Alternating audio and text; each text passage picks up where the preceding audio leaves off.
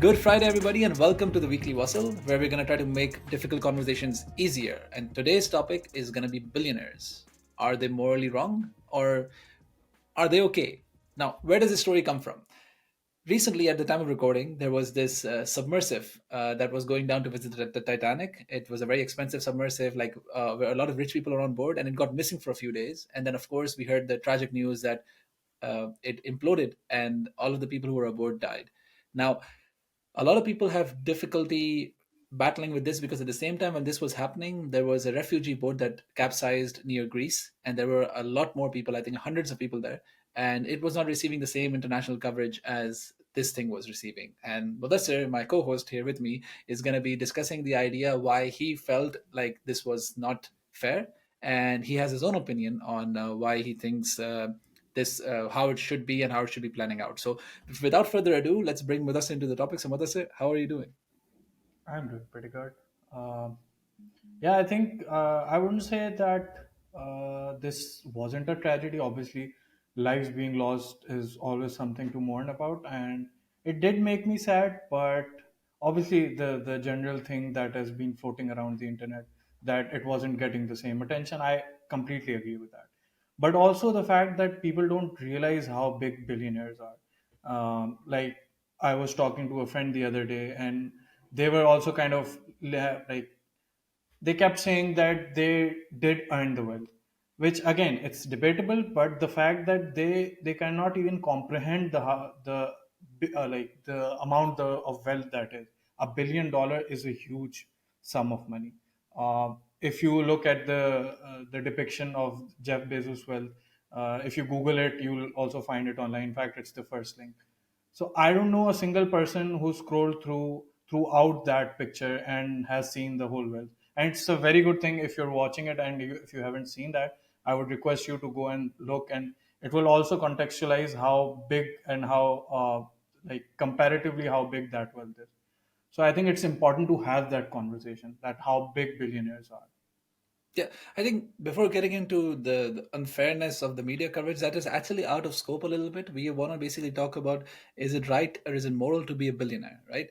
And the Yeah. conversation started from this issue that, okay, they're not getting the fair coverage, and should I be feeling bad for a person who has $1 billion plus? So $1 billion is already a lot of money, and then Jeff Bezos, Elon Musk are crossing $200 billion. So it's just beyond us how much money that can be. Now, a lot of issues, as you said, in our friend circle, they talk about is, yeah, but they earned their wealth. Like in a capitalist system, if you stop people from being billionaires, if you stop letting them get to a certain point, or like always go for the next thing, then you might be not you might kill their incentive and then hence kill the economy. So this thing that they made it themselves, and we should be supporting them, or else we might lose on like incentivization and everything. What are your thoughts on that?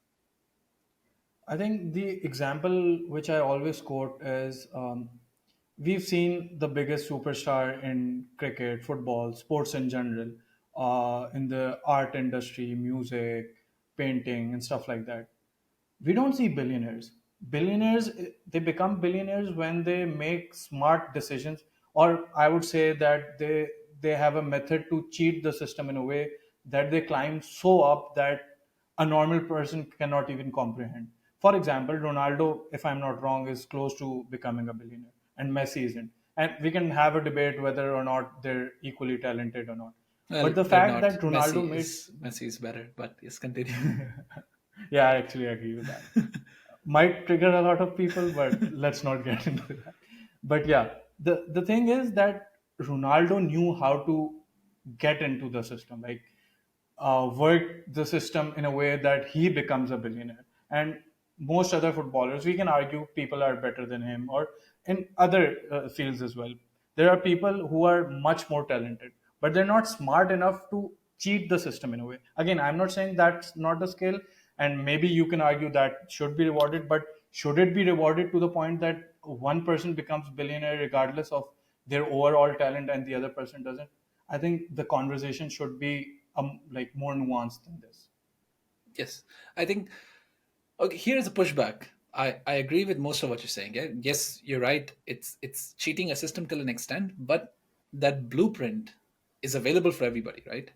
It's not like it's a hidden blueprint. Tax rebates and tax systems. Like I'm a small medium business owner, and when I talk to my accountant, he tells me all these tips and tricks in trying to reduce taxes. He's like, you know what, Ahad, try to put your phone on the business, try to put your car on the business, try to buy stuff, whatever I'm doing this, just put it on the business. Anything that you can would say that it's for training or consulting or for stuff, that kind of stuff as a freelancer, put it on the business. There are ways that we can get you to save taxes. So it is there. And yes, of course, doing it on a billion level is a very, very difficult. But then you have people who specialize in that, who you can hire to do that kind of stuff, right? So it's not like it's a hidden thing. It's open to the public if you want to use it. But the question is, how do you get there to use it, right? And that is, I think, the question on my hand. When people say anyone can do it, look at them. They did it. They did it themselves. This self-made fallacy that they have. It's is that really true? I think if you look in specific examples, one thing that is very obvious is they don't come from a third world country. Like there are a few, but the number of billionaires and the amount that come from third world countries are very few. Again, the more you dive deep into these examples, the more you'll understand that they did have a massive privilege. Like they had their parents supporting them, they had some amount of money, and that sum is not like exactly sum, that's a huge amount of money that was given to them just to start the business. So in a lot of ways they were already better off than most of us. So I think when we have this conversation, we kind of generalize it and use examples that are much smaller. Like we'll use examples that are not of billionaires, that are of normal successful businessmen. They're not billionaires. We need to understand the difference between a billionaire and a rich person. Obviously, both are rich, but billionaire is completely different.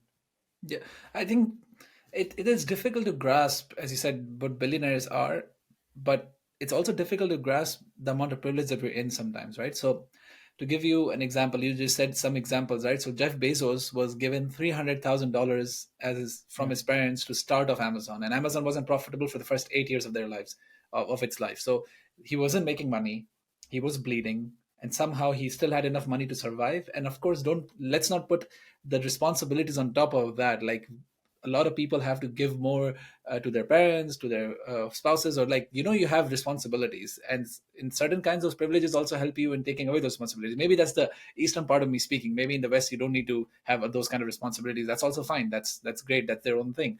But you have these daily life that you're living in, rent, food, those things that someone that doesn't have to worry about, who comes from a privileged background, and that helps them propel. If they do not have to focus on surviving, to have food in their mouths tomorrow, or room or roof to live over, then people will also be able to do better, right? The biggest Yeah. proponent of universal basic income says that if you give people the bare minimum amount to live, it's not like they will stop working. They're going to be able to build new things, exactly what billionaires do, right?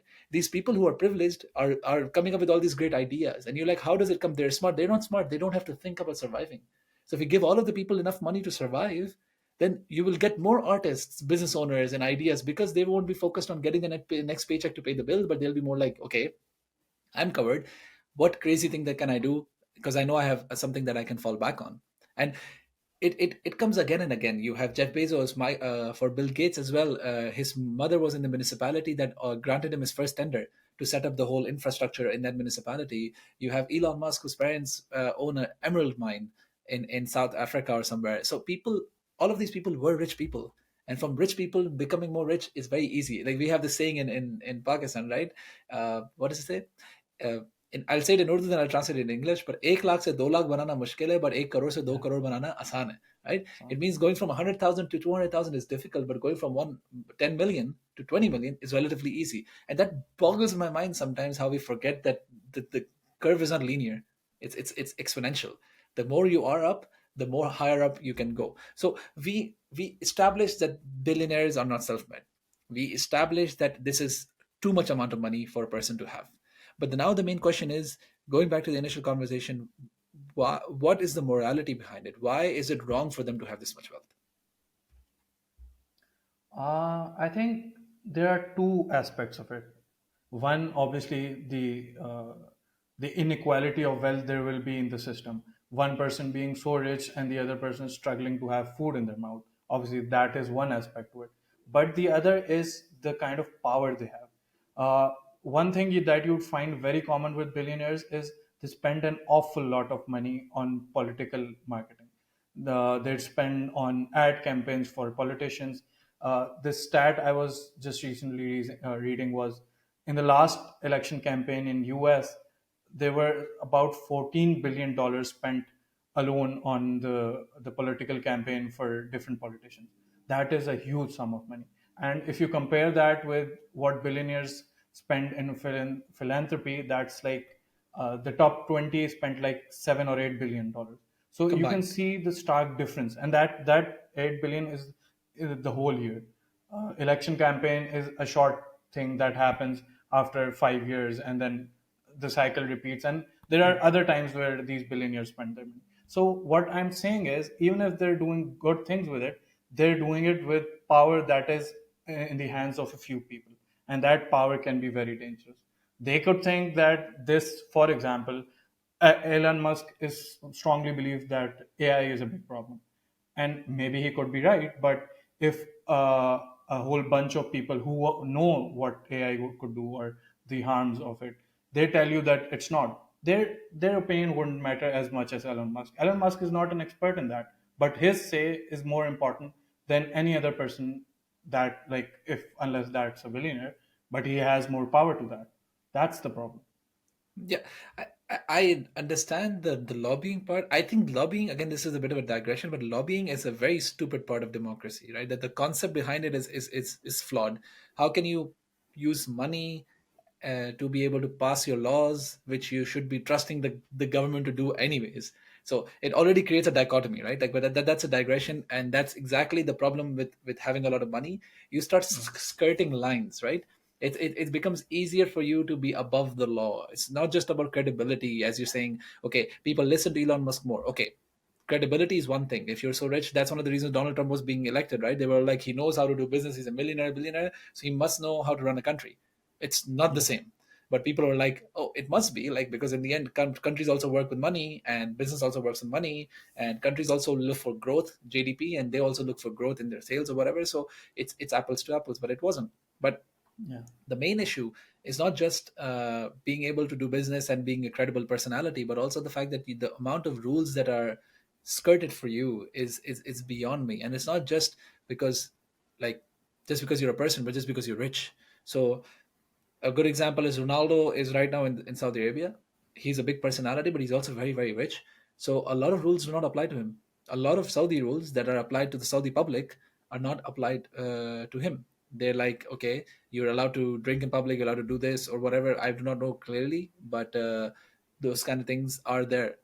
So what I was basically, what's on my mind, the digression of, let's put aside the fact that lobbying is a stupid concept for me in democracy. How you can use money to skip the line and get your proposals up, rather than, from the grassroots. The parliamentarians need to focus on the people's requirements, not the rich people's requirements.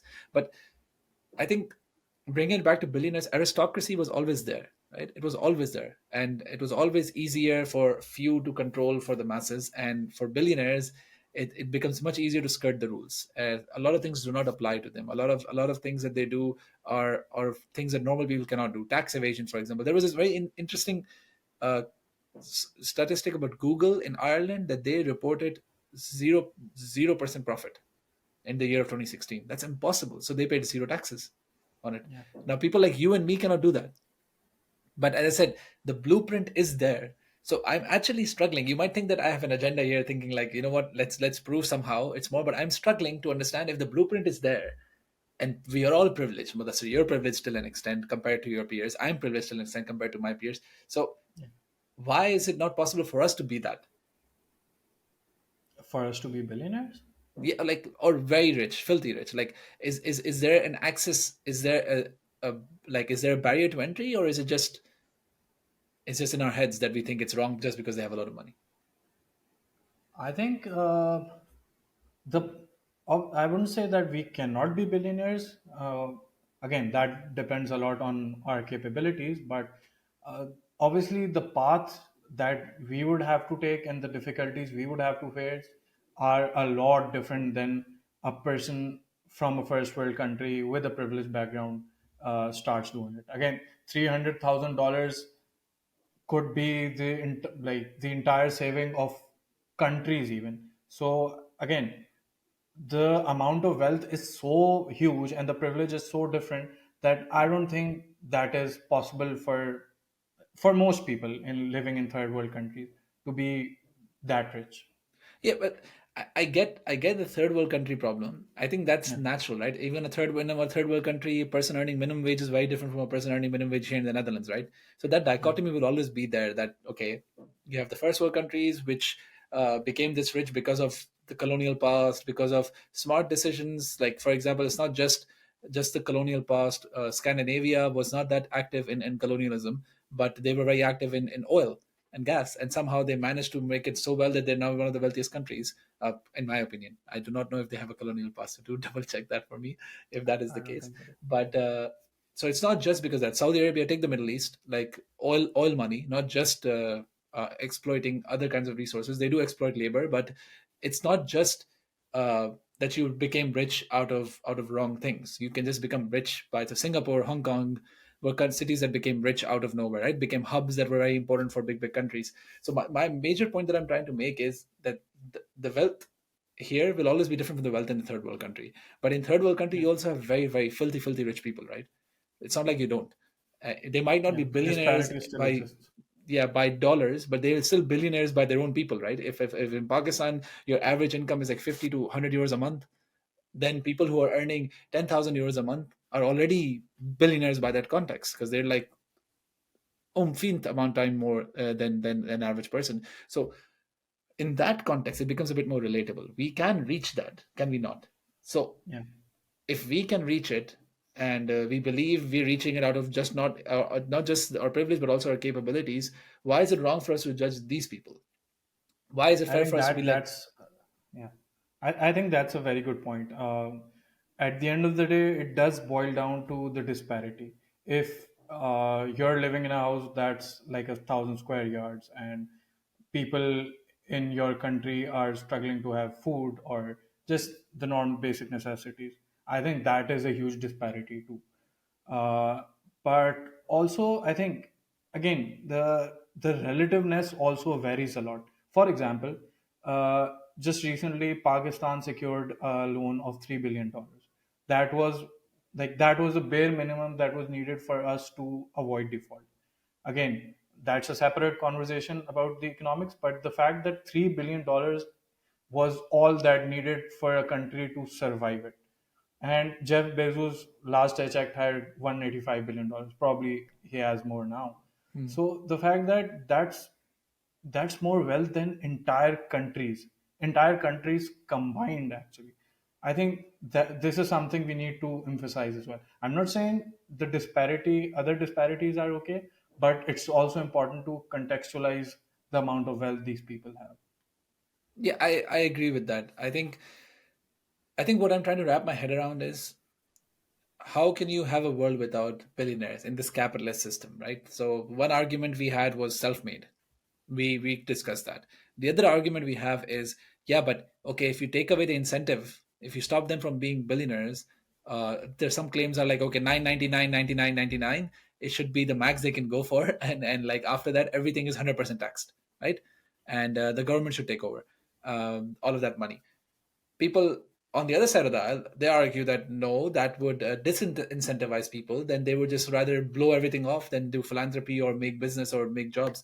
So how do we deal with that concept? Do you think that's a good idea to have 100% wealth tax on anything above 999 million?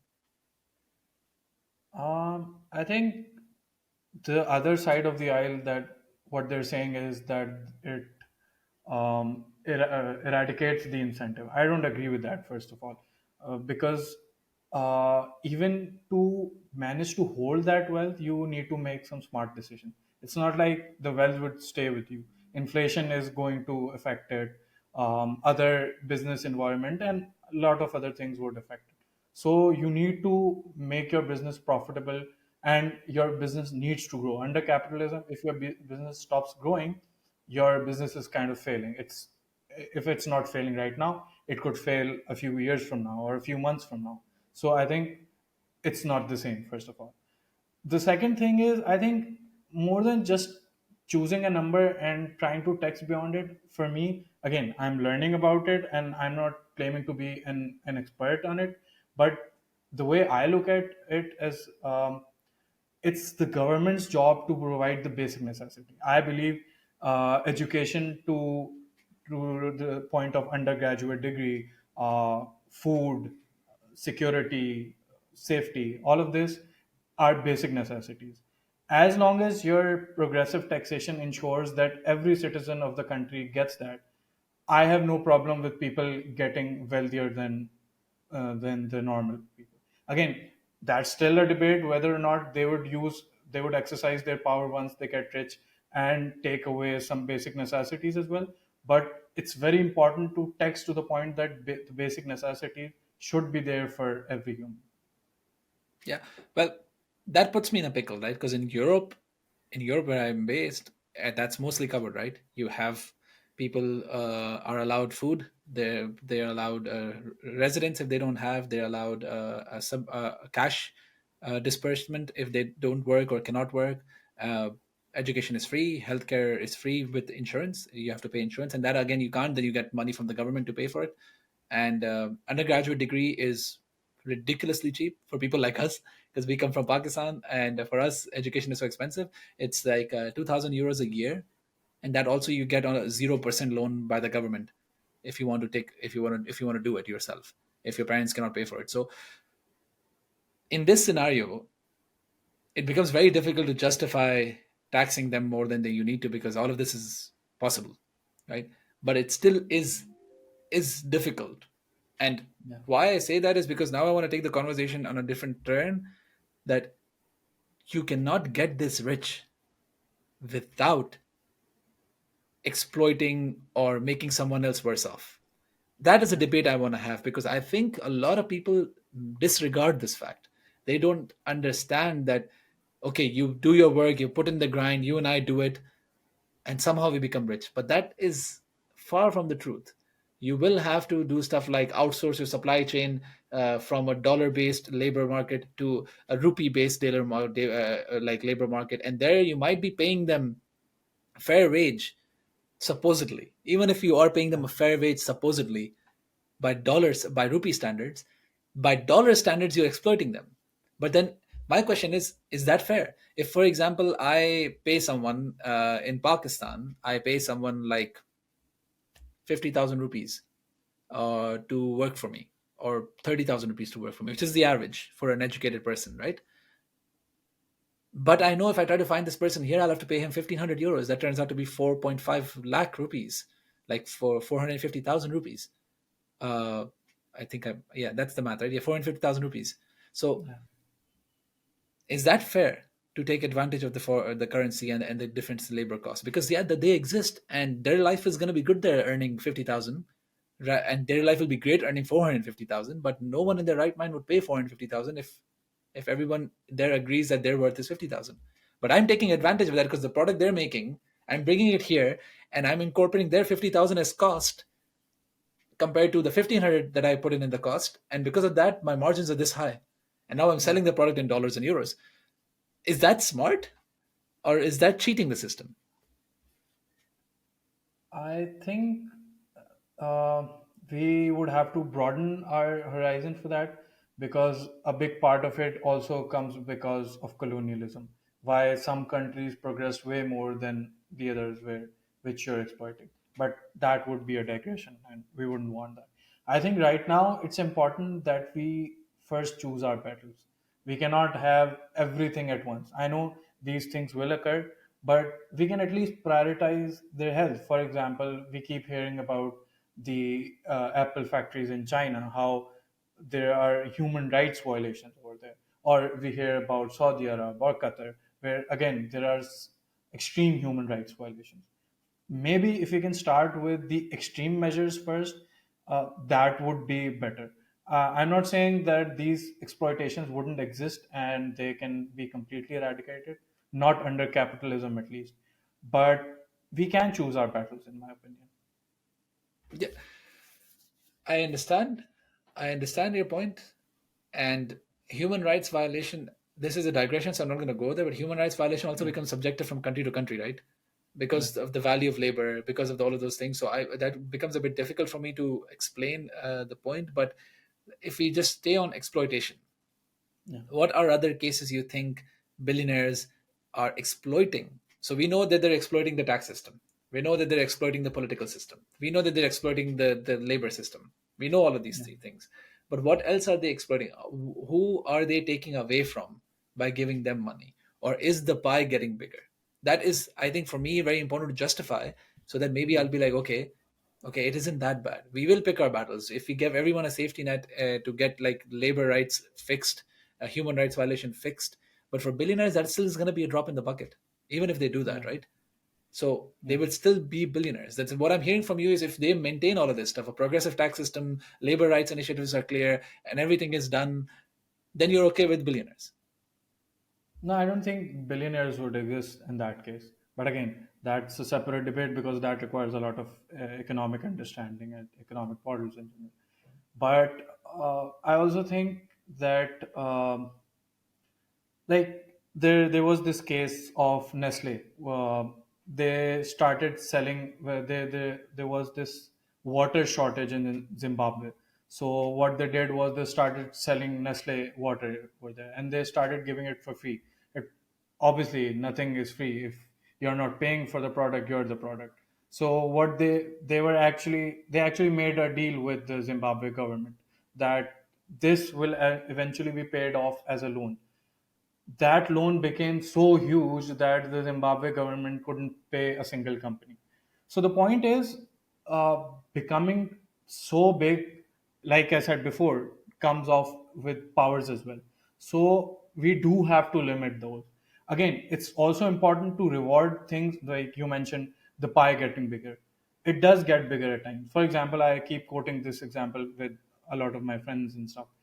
Uh, Google Maps has made our life easy, and it wouldn't be possible without them spending an awful lot of money.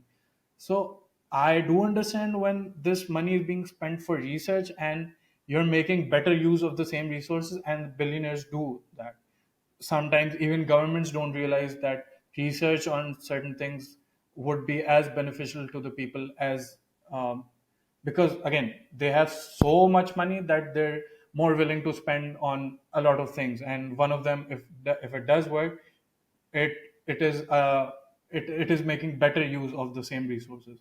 So I get that point, but again the harms of that happening are so huge that we're not getting the same benefits. I do believe that uh, research and better use of resources should be rewarded, but that has to be managed very, very efficiently. And I know it's very difficult and complicated. Yeah. Well, to close out the debate about billionaires is morality, like, because I want to touch the original topic about why we started this conversation first and the remorse that we feel about it. But to Yeah. close it out, you said it will be a bit out of scope, but I do want to hear how you think billionaires would not exist if they give everyone a fair wage, right? And as I said, if fair wage is being based on foreign exchange, it's based on like offshore supply chains, then I think it is still possible. But yeah, if you talk about no giving people fair wage in their own countries or by their own standards, then I can understand the billionaires would not exist. Because if you start paying everyone 1,500 euros minimum wage for doing work which there it's taking 50 euros, you can start seeing it's going to start eating your profit.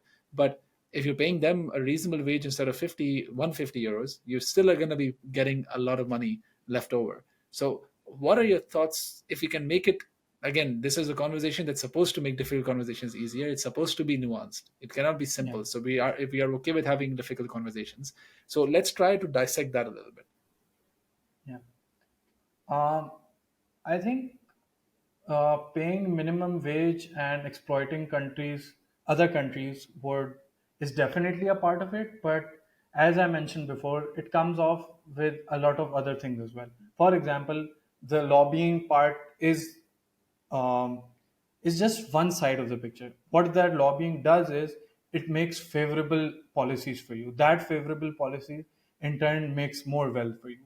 And a lot of things like these, if we start working on them, if we start making progressive taxation to the point where every human right is being rewarded, I think all of this combined would make it very, very difficult to billionaires to stay billionaires, or more people to become billionaires. That would kind of reduce the incentive, because like I said, it comes off with not just wealth, it comes off with power, and you use that power to keep getting rich.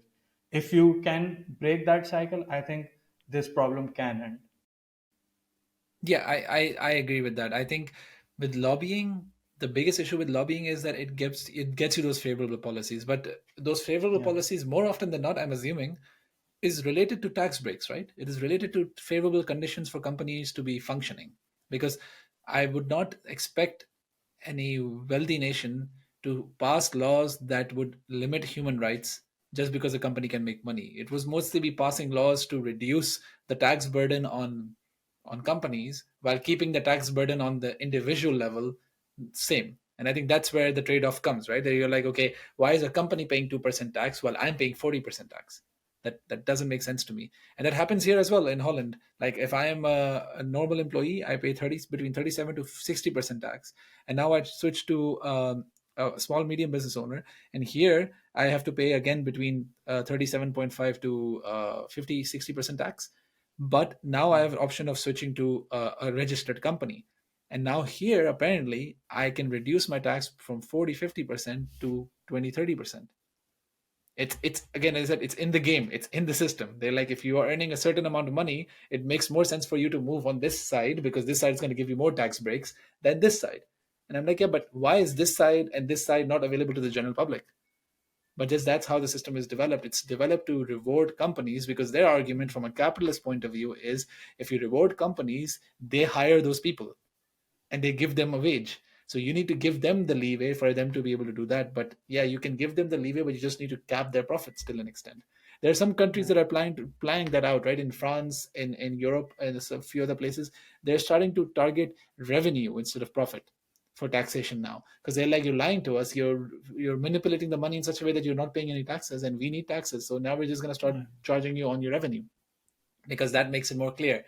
Now you can do all the mental gymnastics and tax gymnastics you want to do. You will not get out of it. If you made 500 million in a year, if your losses are 500 million and your net is zero, we don't care. You will have to pay taxes on your 500 million, and that makes it, that is anti-competitive, right? If you think about it from that perspective, it is anti-business.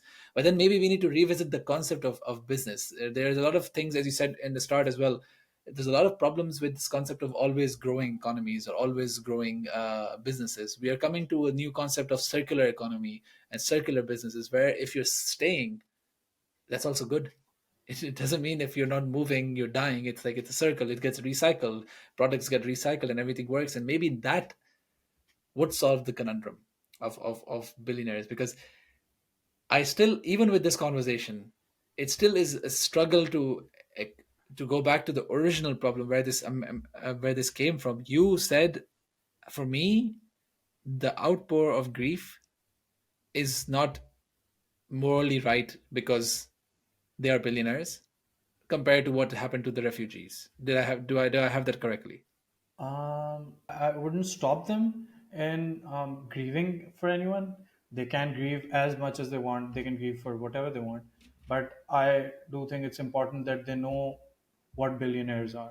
And if even if then they choose to grieve, that's fine. But it's important that they know. So it's mostly about awareness, right? It's like Yeah. a lot of times people fall into this tribalism thing, that they're just following something for the sake of following. So we that debating thing that I sent you, they were saying stuff like, Yeah. oh, there will be no incentive for them to work. I'm like, "Yeah, but how can you speak for them? Are you at 999,999,900 dollars? No, you're not. So how can you be so Yeah. confident in thinking that, oh no, like, because you're thinking like, if I ever get there, I also wouldn't want to pay taxes. So this dream that they give you, that okay, maybe you can get there, and when you get there, you'd be one of like us. No billionaire will come in and be like, oh, I want to reduce it.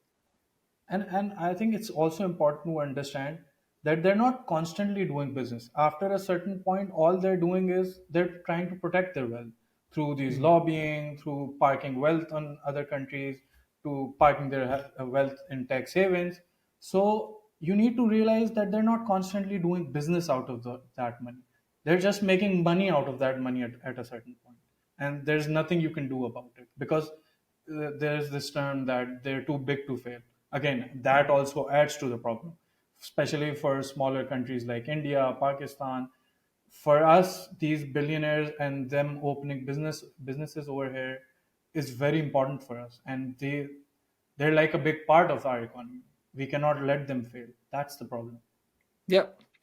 And I think this just screams back 2008, 2009, where the Lehman Brothers were too big to fail, and that caused a whole recession Yeah. because it were too big to fail. So I do get that it should not be concentrated in this much in this kind of place. I think the biggest issue that happens mostly with billionaires is not really that you have a problem with billionaires. You have a problem with the concentration of wealth in an organization or an institution that is not looking out for everyone. So billionaires are not really looking out for everyone. If the governments are rich, I can still be like, that's okay. US government is very rich, and that's one of the reasons it's so criticized, because it doesn't care for its people much.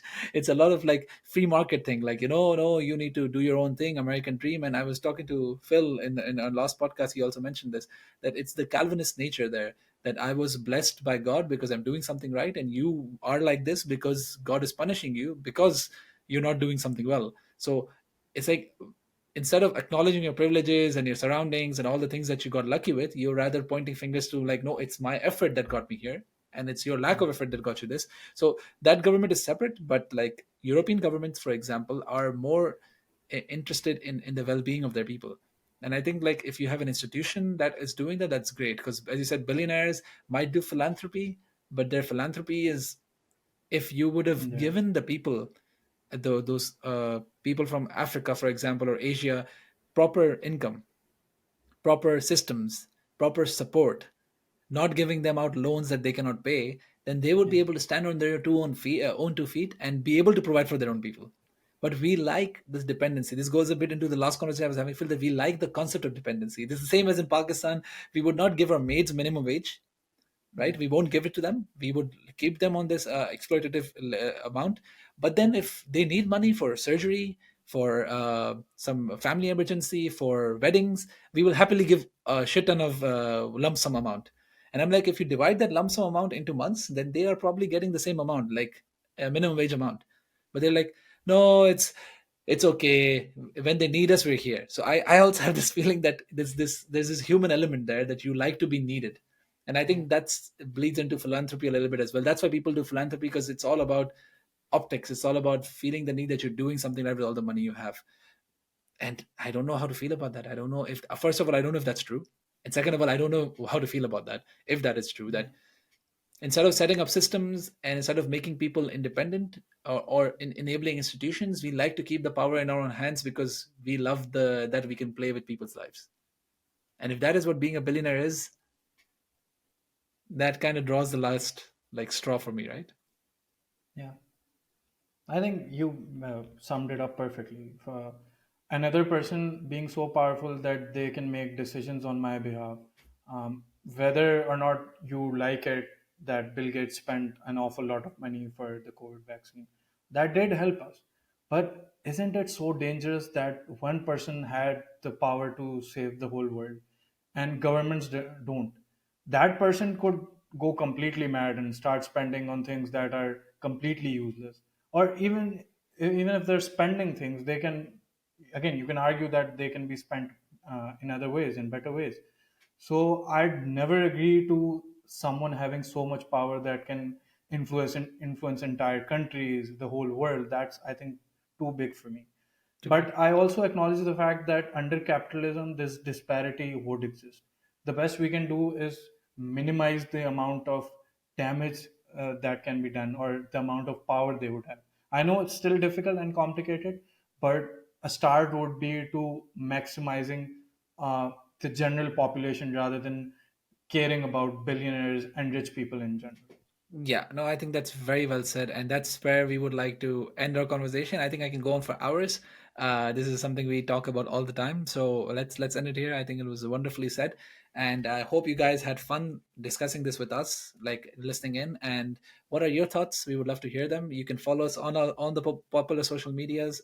We are all available everywhere. If you have any questions or thoughts about this discussion, you can always send it to us. You can always tag us and let us know how you feel.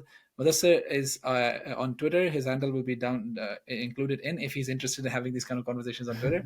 Otherwise, you can also just follow him if you want to listen on his takes on Twitter. So thank you so much, Mudassir, for your time. That was a pleasure. And for everyone else, thank you so much for listening. I'll talk to you next time.